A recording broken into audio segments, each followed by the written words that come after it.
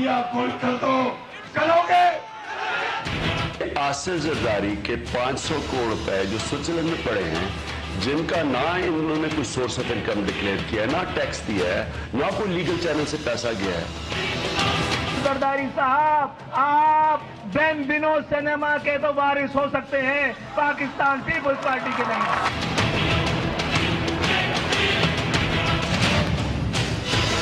अस्सलाम वालेकुम व्यूअर्स, आप देख रहे हैं प्रोग्राम जायजा और मैं हूं आपके साथ अमीर अब्बास। 17 साल के बाद मुल्जिम आसिफ अली जरदारी बाइज्जत तौर पर बरी हो गए हैं और नैब उनके खिलाफ ठोस शवाहिद या सबूत, कंक्रीट सॉलिड सबूत पेश नहीं कर सका, असल दस्तावेजात सामने नहीं ला सका।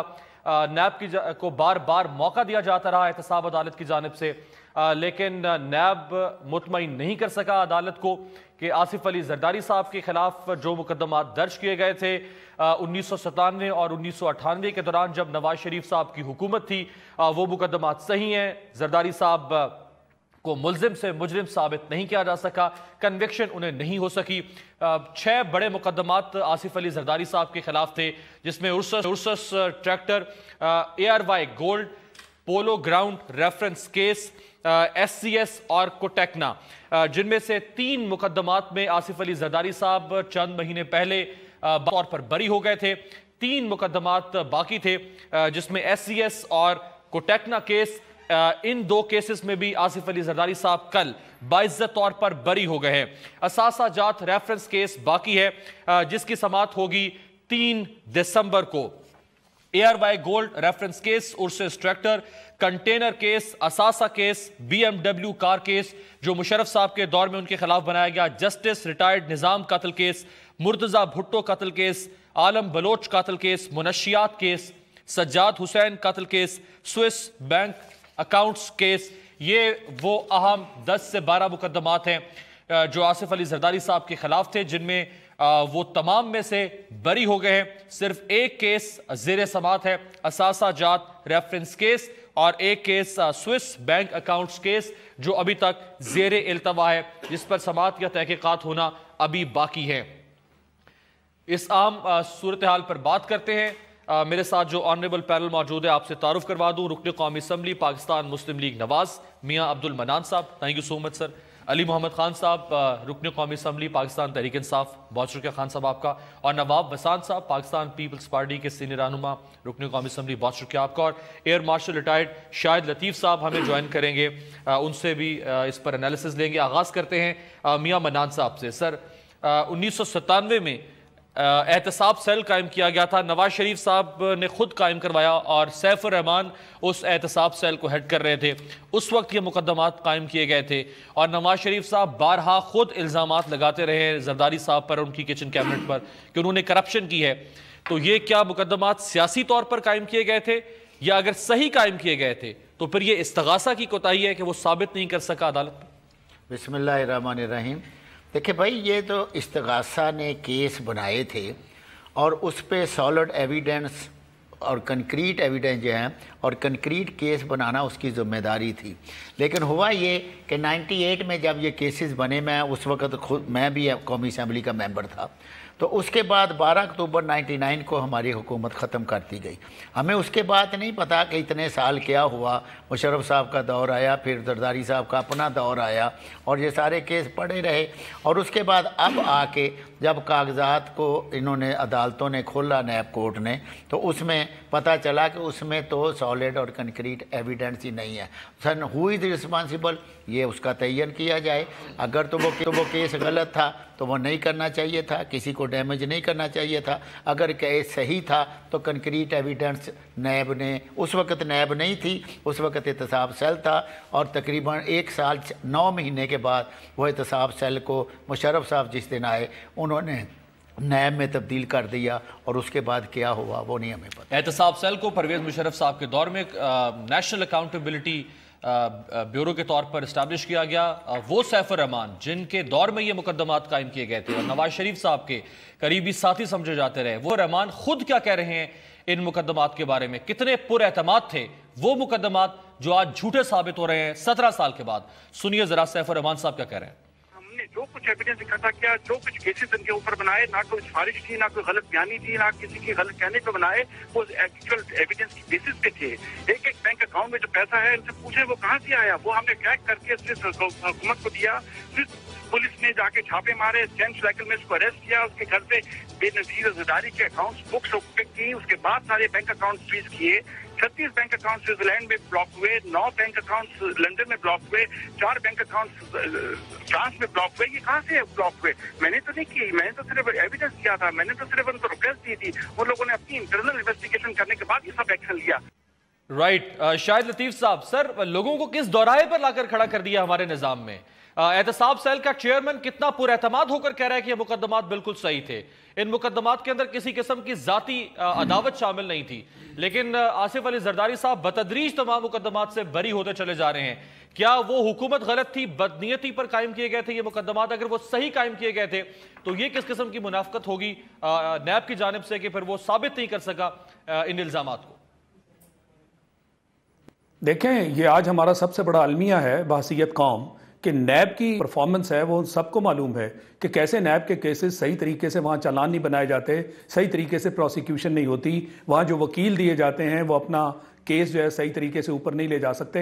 अदालत में जब ये केसेस पहुंचते हैं, चूंकि लैक ऑफ एविडेंस होता है, शवाहिद मौजूद नहीं होते, जिसकी बिना पर वो केसेस जो हैं वो खारिज कर दिए जाते हैं। एक बात तो तय है कि उस वक्त जितने भी शवाहिद और उस वक्त जो भी एविडेंस दिया गया, वो जब नैब बनी, और नैब से पहले आपको याद होगा जो सबसे बड़ा मसला इस मुल्क के साथ पेश आया वो तो NRO था, और NRO के तहत जब PPP को भी इसमें शामिल किया गया तो जितने भी केसेस थे वो सारे के सारे वापस ले लिए गए। और इस दौरान जो भी केसेस के शवाहिद और बाकी चीज़ें थीं, PPP की हुकूमत भी इतनी देर रही, आई एम श्योर कि नैब के साथ ये सारा काम किया गया ताकि वहाँ जो दलाइल और शवाहिद हैं उनको गायब कर दिया जाए। और बारहा ये सुनने में आता है कि नैब में जो केसेस हैं वहाँ दलीलें और वहाँ जो शवाहिद हैं उनको कमज़ोर किया जाता है ताकि वहाँ वो केसेस उस तरह ना रहें और उन केसेस का वो इख्तिताम ना हो सके जो कि असल इंसाफ पसंदी की बुनियाद पर होना चाहिए। बड़ी अहम बात कह रहे हैं, क्या इरादी तौर पर, दानिस्ता तौर पर नैब कमज़ोर करता है? क्या खुद से सबूत या शवाहिद मिटाए जाते हैं? ये मैंडेट है क्या नैब के पास? ये देखिए ना, नैब की परफॉर्मेंस आप देख लीजिए कि नैब के पास तो सैकड़ों केसेस हैं, दर्जनों केसेस हैं। क्या NRO के तहत जो कुछ हुआ वो हम सब के इल्म में नहीं है? पहली बात तो ये कि NRO में ये जो काला कानून बनाया गया जिसके तहत सब लोगों के केसेस माफ कर दिए गए, ये तो कौम की लूटी हुई दौलत थी। वो किसको हक था कि वो सब कुछ माफ किया जाता? क्या जनरल मुशर्रफ पे ये तनकीद नहीं होती? क्या खुद वो अब ये नहीं कहते कि जो NRO का मामला था वो उनकी सबसे बड़ी गलती थी? उसके तहत जो बड़े बड़े केसेस और जो बड़े बड़े इस मामले में लोग जिन्होंने मुल्क का पैसा लूटा, डाका जनी की, उन सब को छोड़कर और फिर हुकूमत में शामिल कर लिया गया। ये सब हमारे सामने हुआ। तो जब उनको हुकूमत में शामिल कर लिया गया, उसके बाद PPP की अपनी हुकूमत 5 साल रही, तो आप बताएं कि उस हुकूमत के दौरान क्या इन केसेस को स्ट्रॉन्ग किया जाना था या इन केसेस को हल्का और कमजोर करने का काम करना था? यही नैब का रोल रहा जिसकी वजह से अब नैब इफेक्टिव नहीं है। चलें, अली मोहम्मद खान साहब, सर अदालतें कह रही हैं कि आसिफ अली जरदारी साहब बेगुनाह है और वो बाइज्जत तौर पर बरी हो गए, मुल्जिम थे, अब वो इनोसेंट सिटीजन है, तो क्या इमरान खान साहब वापस लेंगे अपने सारे इल्जामात?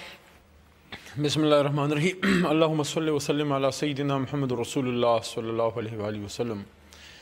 अमीर अब्बास साहब, जिस तरह की अभी ये जो डिसीजन आई है, बहुत सब सोचने पे पूरी कौम ये मजबूर हो गई है कि अगर जरदारी साहब ने ये काम नहीं किए थे तो फिर उनके जो बच्चे थे उनसे उनका बचपन क्यों छीना गया, उनसे उनका बाप क्यों छीना गया, 11 साल जेल में क्यों रखा गया? मोहतरमा बेनज़ीर भुट्टो साहिबा जो थी, जो मैं समझता हूँ वो एक नेशनल ड्यूटी अदा करते हुए वो वफात हुई, शहीद मैं समझता हूँ है, क्योंकि शी वॉज एक नेशनल ड्यूटी कर रही थी। मियाँ साहब, अगर आप सियासत कर रहे हैं पाकिस्तान के लिए और आपको मारा जाता है तो आप पाकिस्तान के लिए मरते हैं, तो उनसे उनके हस्बैंड क्यों दूर रखा गया? We were students in college और just out of school, college में एंट्री, और उस ज़माने में देखते थे मियाँ साहब की हुकूमत में जरदारी साहब पे इल्ज़ाम लगते थे कि घोड़े अस्तबल और ये फलाना और ये केस नंबर, ये केस नंबर वो। तो देखें, अगर आप मिसाक़ जमहूरियत के नाम पे आप एक ऐसा मुआहदा कर गए हैं कि ओके ہم ایک دوسرے کو اتنا نہیں کھینچیں گے کہ جمہوریت کو نقصان پہنچے تو وہ اس حد تک تو ٹھیک ہے، لیکن اگر آپ اس کو اس لیول پہ پہنچ گئے کہ یار میں تمہاری چوری نہیں پکڑتا تم میری نہ پکڑو تاکہ یہ جمہوریت کی گاڑی ہمارے لیے چلتی رہے. دیکھیں سٹیٹس کو اسی کو کہتے ہیں امیر صاحب. سٹیٹس کو یہ نہیں ہوتا کہ کوئی ضروری ہے کہ کوئی بہت بڑا جو ہے انڈسٹریلسٹ سٹیٹس کو کا نمائندہ ہے، بہت بڑا جاگیردار. جو شخص پاکستان میں آج والی حالت برقرار رکھنا چاہتا ہے تو ایک چھوٹا سا ASI بھی سٹیٹس کو کا پھر حصہ ہوتا ہے جب وہ چینج کو آنے نہیں دیتا. اب یہاں پہ سر کویسچن یہ ہے کہ یہاں سے تو آپ نے یہ الزام لگا دیا آنریبل ہمارے MNA صاحب نے، عمران صاحب نے، کہ بیچ میں یہ جو ہے پروسیکیوٹ پراپر نہیں ہوا.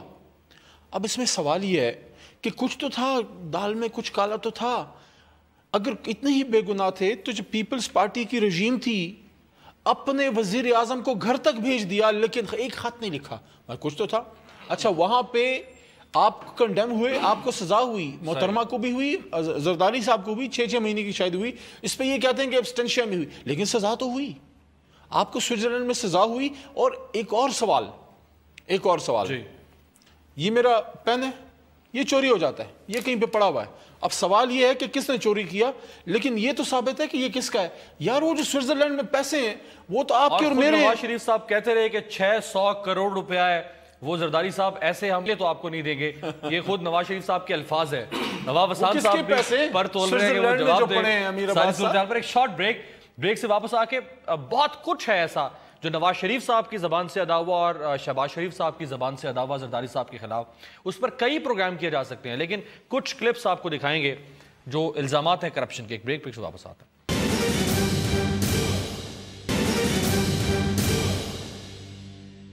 بریک کے بعد ویلکم. نواب وسان صاحب، شارٹلی ایک سوال کا جواب پھر میں آپ سے آگے پوچھوں گا. کیا آپ سمجھتے ہیں کہ یہ سیف الرحمان نے نواز شریف صاحب کے یا اس دور میں PMLN کی حکومت کی ایما پر مقدمات قائم کیے تھے؟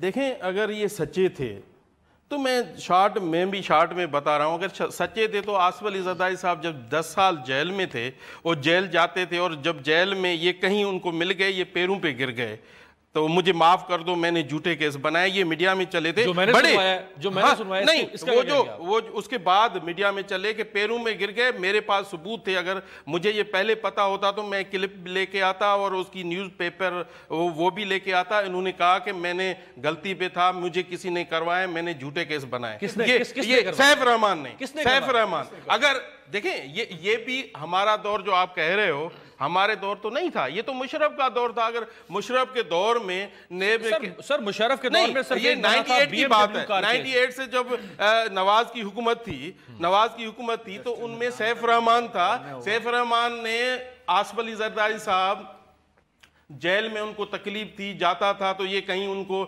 ہیرنگ میں کہیں یہ بھی ان کے کیس میں تھا، یہ مل گیا اس کو سامنے. یہ پیروں پہ بالکل 102% اگر مجھے یہ ہوتا علم تو میں یہ لے کے آتا. نواب صاحب کیا یہ اس دور کی حکومت کی ایما پر ان کی مرضی ان کی خواہش کے مطابق بنائے گئے تھے؟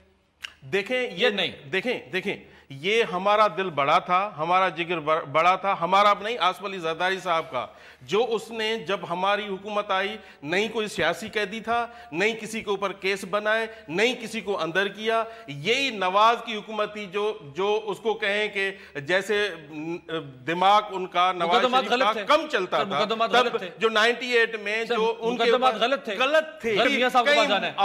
نواب صاحب یہ سیف الرحمان نے کیسز زرداری صاحب کے خلاف ضرور انفرادی طور پہ بنائے، لیکن سیف الرحمان نے اگر غلط بنائے تو سیف الرحمان نے اختیارات کو اور اپنے عہدے کا غلط استعمال کیا. تو وہ کیا جو کرائم ہے اگینسٹ اللہ کی لاٹھی بے آواز ہے. ابھی وہ کہاں ہے سیف الرحمان؟ آپ محترمہ کا قتل بھی اللہ کے اوپر چھوڑ دیتے ہیں. آپ ہر جرم نہیں، ایک جھوٹے ریاست کا کام ہے پکڑے اس کو.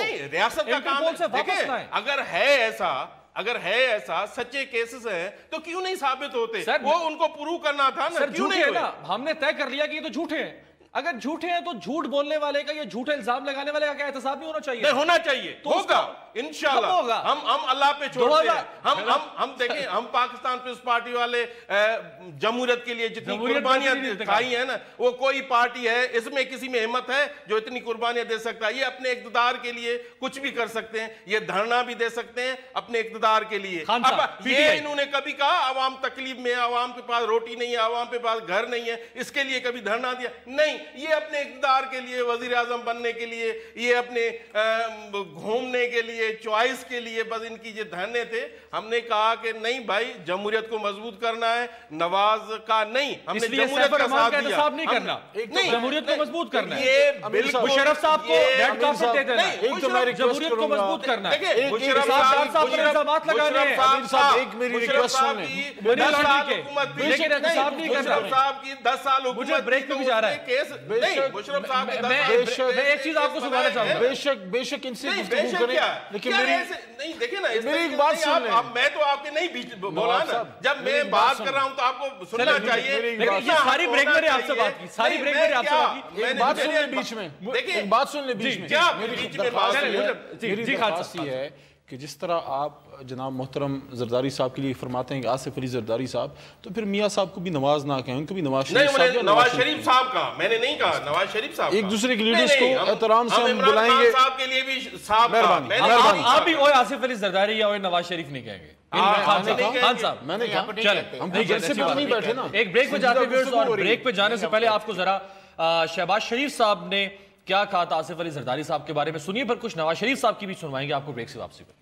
زرداری, میں آج اس عظیم مجمع کو گواہ بنا کر کہتا ہوں, کراچی کے عوام کو, کراچی کے عوام, پشاور, کوئٹہ اور لاہور کے عوام, 18 کروڑ عوام تمہارے خلاف اٹھ کھڑے ہوئے ہیں. خود سیٹ خالی کر دو, پیسے ہمارے حوالے کر دو, وگرنہ تمہیں اور تمہارے لٹیرے ساتھیوں کو اسی چوک کے اوپر الٹا لٹکائیں گے اور تم سے قوم کی بدحالی کریں گے.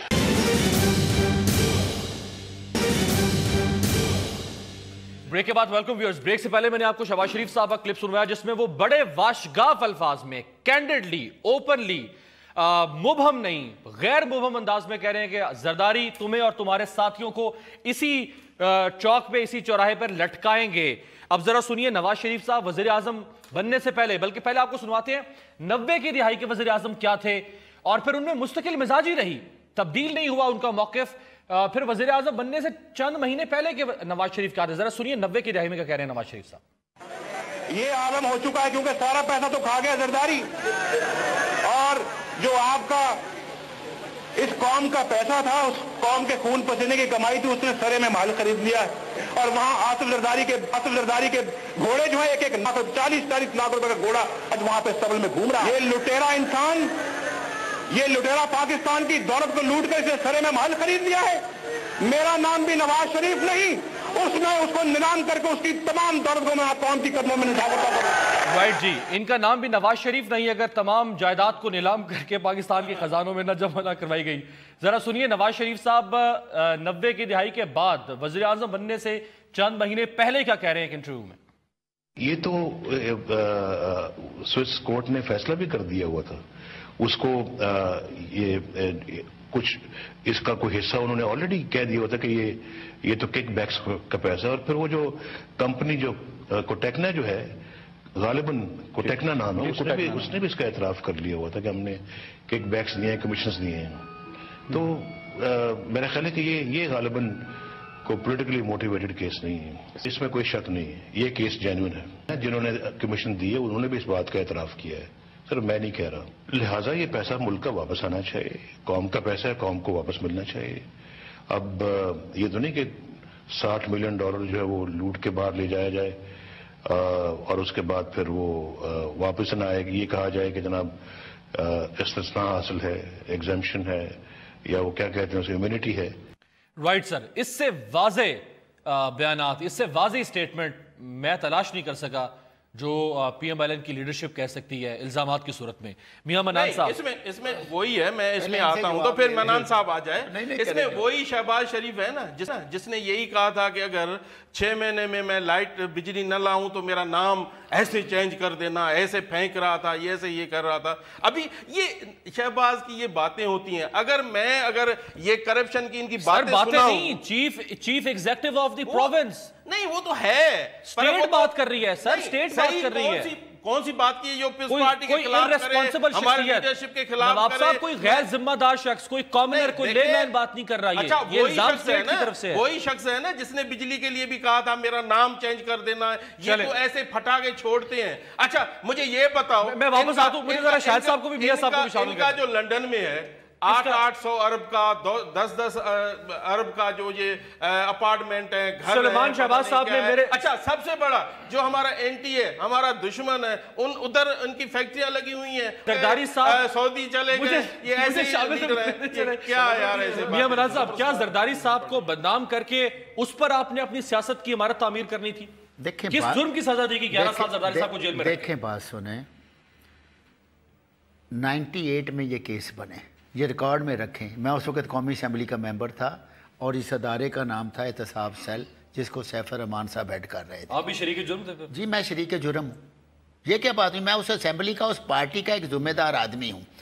اب یہ بات ہے کہ ان کیسز کے بعد ٹھیک 1.5 سال کے مشرف صاحب آ گئے, جب وہ کیسز پریلیمنری انویسٹیگیشن سٹیج پہ تھے. اس کے بعد ایک لمبا دور مشرف صاحب نے گزارا. اس کے بعد NRO ہوا, اور NRO اکیلا زرداری صاحب کا نہیں ہوا, اور بھی جماعت ایک لمبی 8,048 لوگ تھے. سر لمبی لسٹ ہے, میرا خیال ہے ایک پوری ڈکشنری ہے اس کی. اب اس کے بعد ہمیں کہا جائے کہ آپ نے صحیح کیا یا غلط کیا, آپ نے ایویڈنس کو کیا کیا.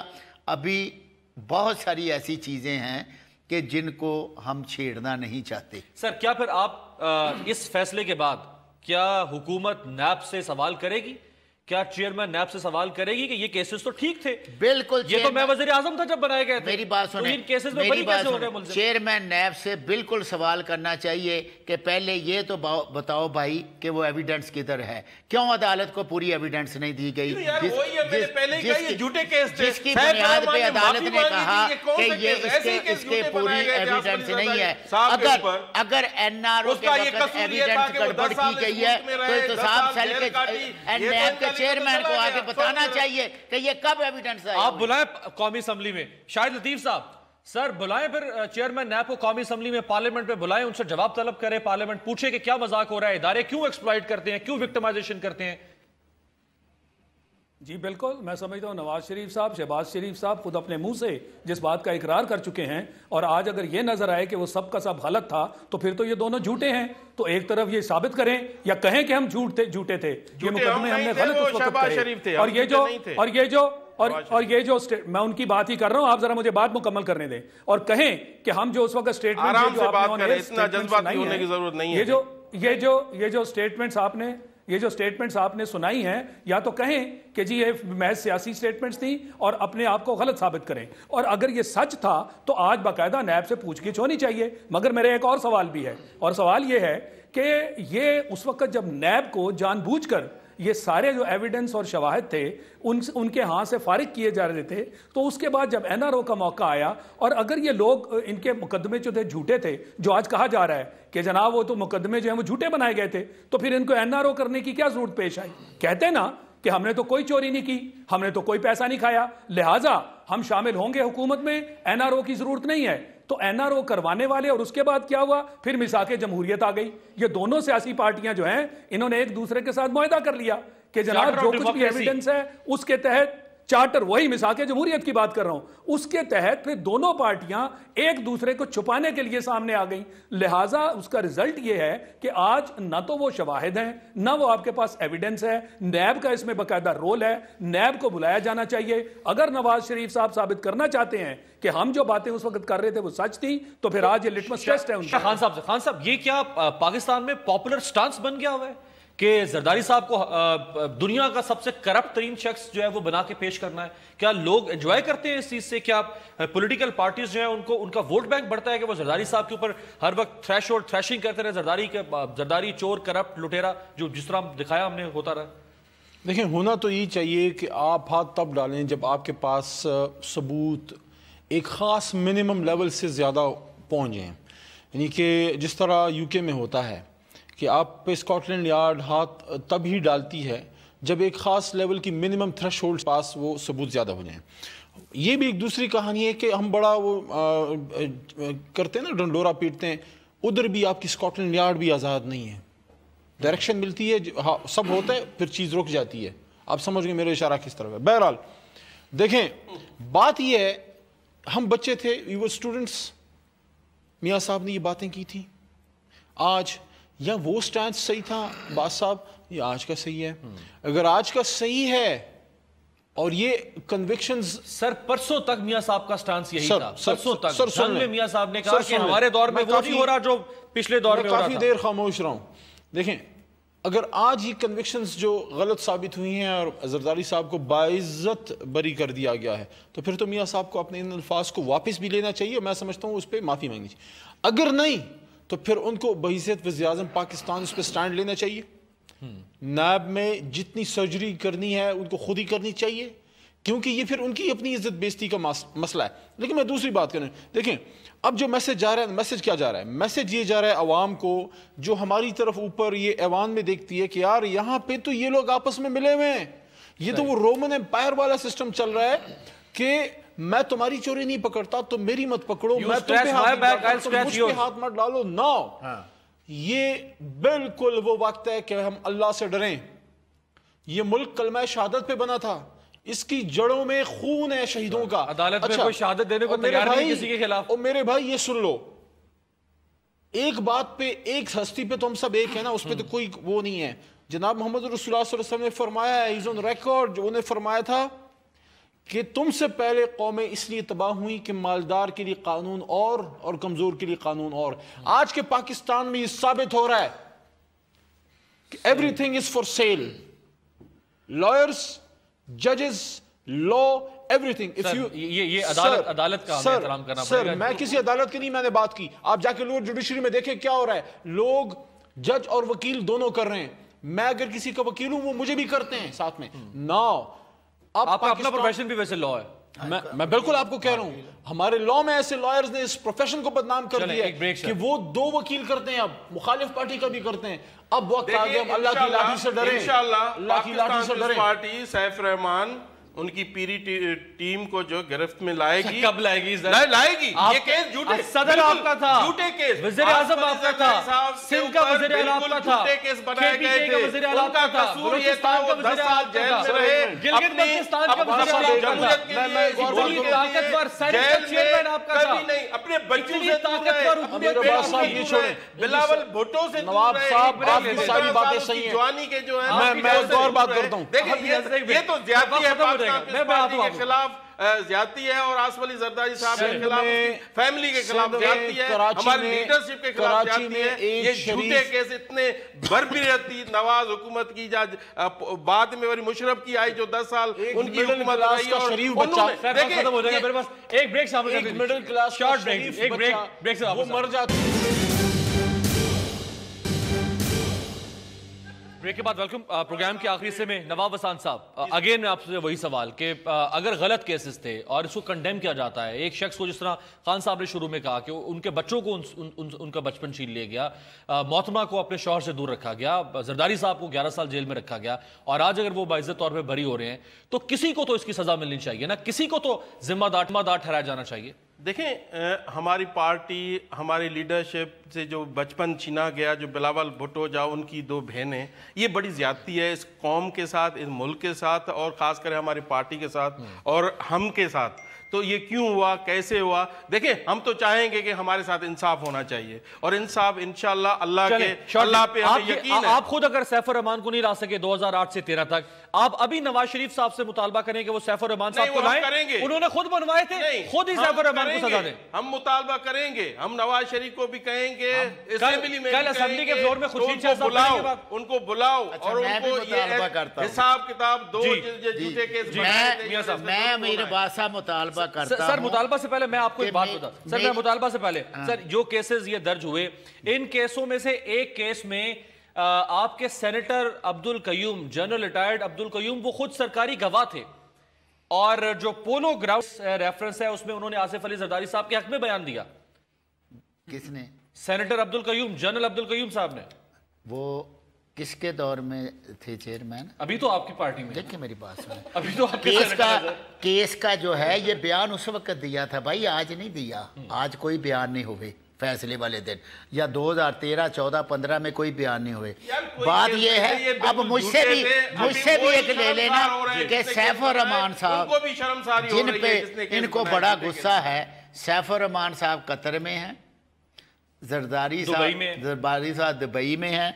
हाँ, कतर और दुबई के फासले कम हो रहे हैं। वो दो पता नहीं कम हो गए कि हो गए हैं।